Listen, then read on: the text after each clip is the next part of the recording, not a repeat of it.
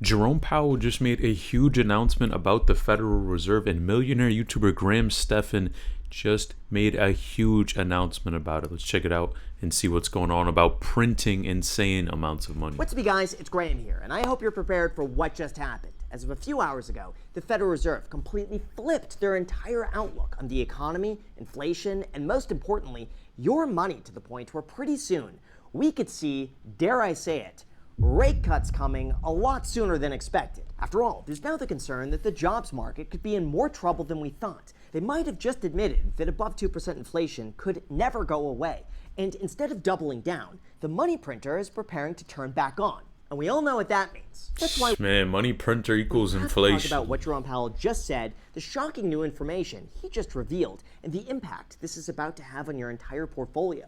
Because even though the market is turning wildly profitable, there are some issues to watch out for if you're not careful. Although before we start, if you appreciate the last-minute breaking news videos like this, where I drop everything to get this out as soon as possible, it would mean the world to me if you hit the like button or subscribe if you haven't done that already. It means more of a difference than you could imagine, and as a thank you for doing that, here's a picture of a squirrel. So thanks so much, and also big thank you to Cook Unity for sponsoring this video, but more on that later. Alright, so in terms of what's going on, and why the Federal Reserve was just throwing a massive economic curveball that frankly changes everything, let's talk about declining jobs. In this case, here's the thing. Even though most people think the Federal Reserve's only job is to protect your portfolio from falling more than 20%, in reality, they're what's known as a central bank, whose entire goal is to oversee our economy, regulate financial institutions, and to control the amount of money that goes into and out of our system. Their priority over everything else is to make sure that the United States has a strong labor market, we maintain maximum levels of employment, and in doing so, they could regulate financial markets in such a way that moves us away from record high inflation. Except for that jobs part, because everything there is going to Why? Well, a few weeks ago, we got a complete shock to the entire market. Instead of adding 300,000 jobs like we expected, it turns out that was a complete mistake, and instead, we gained just 73,000 jobs. Yeah, seriously. In reality, That's insane. It's crazy how, the first headlines that we see, right? People are always saying, oh yeah, there's plenty of jobs, this and that. Then all of a sudden, when the real numbers come out, it's way less. Like, that's a fraction of what they actually mentioned. So it's crazy, man. Who could you really trust? These headline job growth numbers that we see are at first estimates based on surveys and limited data from large firms. Then as they collect more information, those numbers are revised to reflect a more accurate data point. Except this time, they were off. By a lot. Now, part of this, they say, is due to the fact that response rates have dropped significantly over the last decade, accelerating after the pandemic, and therefore it raises concerns about reliability. So even though Trump has previously said that this data is all rigged, the truth is revisions like this happen all the time, practically every single month. Although revisions of this magnitude reflect a very quickly changing economy that's not fully able to account for tariffs, low and late survey responses, and seasonal adjustments that made this an unexpected shock to the entire market and throwing everyone off guard. However, the good news, weirdly enough when it comes to this, is that the weaker the jobs market is, the more likely we are to see future rate cuts, which is really good for stocks and is probably going to make you a lot of money. And in terms of what Jerome Powell just said, oh, you better get ready for this. First of all, it's important to mention that usually the Federal Reserve doesn't just act out unpredictably. It's not in their best interest to shock the markets or make moves that people can't reasonably adjust to. Because of that, they'll typically signal their intentions ahead of time to give people enough room to plan. And this time, their signal is very clear. They're expecting rate cuts. Now, even though our economy is overall healthy, with a relatively low unemployment rate, all things considered, Jerome Powell admitted that the downside risks are rising. And as a result, he said the conditions allow us to proceed carefully as we consider changes to our policy stance. In other words, he's alluding to the fact that they might have to pivot from, we're not lowering interest rates until tariff uncertainty is resolved, to today, where the economy might require them to lower rates a lot sooner than they expected. This is completely different from what they said a few weeks ago prior to the jobs numbers, where they strongly resisted rate cuts, despite Trump's demand to lower them as aggressively as possible. However, in terms of Trump and whether or not the president has any impact whatsoever on their upcoming decision, Jerome Powell reassures everyone that the Federal Reserve is completely independent of any government agency, and that all of their decisions will be based solely on the assessment of the data and its implications implications for the economic outlook and the balance of risks. Yeah, because my understanding was right. The Federal Reserve is private and it's separate from the government. But I mean, there are always things that can happen. People can get checked. That I mean, the U.S. government. I mean, as long as you're a U.S. citizen, things can happen. Of course, in terms of these choices, keep in mind that Jerome Powell is not the only decision maker. And it's not like he could just wake up one morning and say, you know what, guys, I actually feel like a 50 basis point rate cut today. That sounds pretty nice. Instead, it's voted on between 7 Federal Reserve board members and 5 regional board members. That way, one person doesn't have complete control of everything. Although, speaking of one person, there is a Fed board member who could potentially be on the chopping block to get replaced by somebody that Trump appoints, and that would be Lisa Cook. Here's a high-level overview of what's going on. We all know that Trump wants as many rate cuts as soon as possible as he could get, but he can't do that without really overstepping his boundaries. However, by law, a president does have the right to remove Federal Reserve board members for cause, which is generally interpreted as an inefficiency, neglect of duty, or malfeasance, which in this case appears to target Lisa Cook. Why? Well, it's alleged that in 2021, she named 2 different properties as her primary residence on loan applications. Of course, Lisa responded by saying that I do intend to take any questions about my financial history seriously as a member of the Federal Reserve, and so I'm gathering the accurate information to answer any legitimate questions. So how are you gonna have 2 different places? Like, to me, that doesn't even make any sense. Like, why would you even? It almost seems like, probably she was doing something she shouldn't be doing. And then Trump is like, okay, I'm gonna control this. I want to put someone in place that I can control, in the reserve.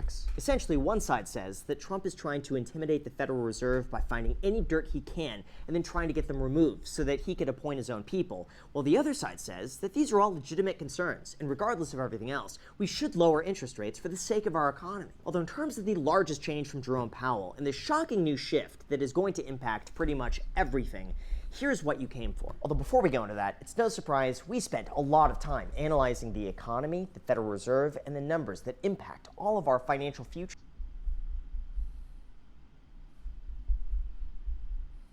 from all of this, and that would be what's called flexible average inflation targeting. Look, it's no surprise the Federal Reserve's entire goal is just to get inflation to return back to its 2% target without completely destroying the U.S. economy in the process. And in terms of why they want 2% specifically, the answer is it's completely made up. Yes, that's right. This entire 2% inflation target was the result of an offhand remark in the 1990s from New Zealand, who said that they want to target 1% inflation, and then they bumped it up to 2% to give them a margin of error. And then we copied that because why not? You could actually go and look this up for yourself. There's very little economic data behind the 2% inflation rate other than we just agreed with them. Anyway, the expectation here is that inflation wouldn't be so low that it would cause people to hoard their money, but it wouldn't be so high so as to erode everyone's savings accounts into nothing.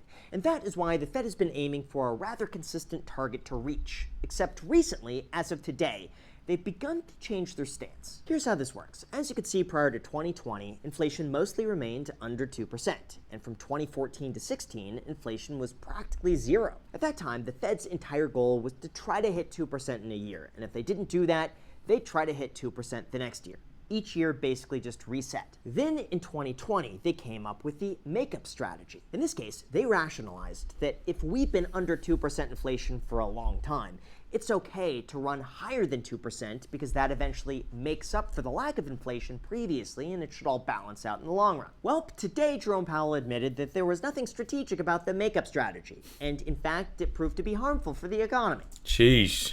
So inflation was kind of at a, it was lower back then. And then they're like, all right, let's try to bring it up. And now they're coming back and saying that it wasn't strategic. Like, what are you getting paid all that money for if you're not making strategic moves, especially at that level? That is why today they're implementing a new policy, and that would be flexible average inflation targeting minus the makeup policy. In this case, the Federal Reserve says that we're still going to be targeting a 2% inflation rate, but we're going to be flexible with it. So if it runs higher than 2% for a while, that's going to be fine. If it runs lower than that, That's going to be fine too. It just depends on the situation. Essentially, this allows the Federal Reserve the option to keep inflation above 2% without keeping interest rates at a restrictive territory. And this is bullish for the economy, as we're seeing. Basically, as long as this doesn't get out of control, above 2% inflation could theoretically become the new normal. All of this now gives us the chance of an almost 90% certainty of a rate cut on September 17th.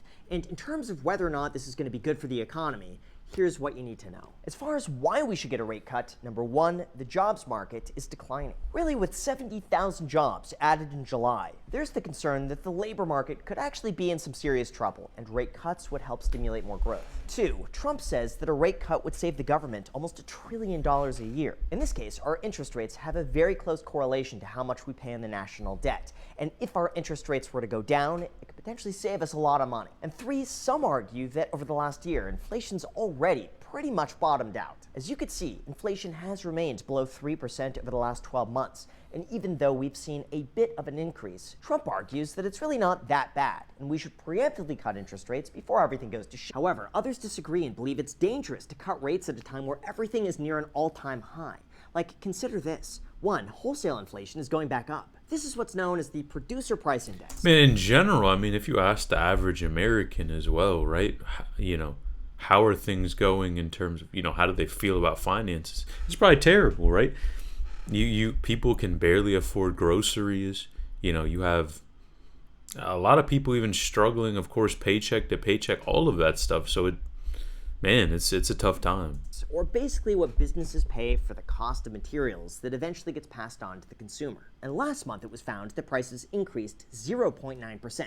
Way more than expected. Now, two, even though inflation is for the most part low, there is a chance it's picking back up. For instance, inflation rose 0.2% month over month, which, if that continues, is still above their flexible target of 2%. Three, the labor market is still really strong. Typically, the Federal Reserve lowers interest rates in response to mass unemployment or distress within the jobs market. But that's still currently near a record low at just 4.2%. Signaling that our economy is at a good point. And four, we have tariff concerns. Jerome Powell personally said it himself. They were going to lower interest rates, but held off because of tariff uncertainty. However, today he admitted that tariff inflation could only be temporary, so we'll have to wait and see. Anyway, in terms of what's happening next and the impact this could have on our entire economy. Man, the tariffs too was crazy because it was like at one point, Trump was saying things about tariffs, especially with, China, and then boom, the stock market had such a strong, it impacted the stock market, right? Like stocks were dipping. So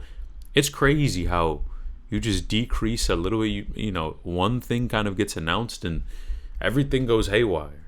Here's what I think. Overall, this is rather optimistic for the economy. Like Jerome Powell saying that he's flexible on inflation means that they no longer have to keep interest rates higher than needed if everything else is otherwise okay. And it does look as though he's hinting at a rate cut as soon as September comes. However, yeah, I do admit it's a little worrisome that they're cutting interest rates while stocks, housing, and cryptocurrencies near an all-time high. And this could spark another round of asset price increases. Although, if you're invested, yeah, this could be pretty optimistic for you and your portfolio. Let me know what you think of this down below in the comments It's crazy. section. If you like learning more about this, click this video on the screen now.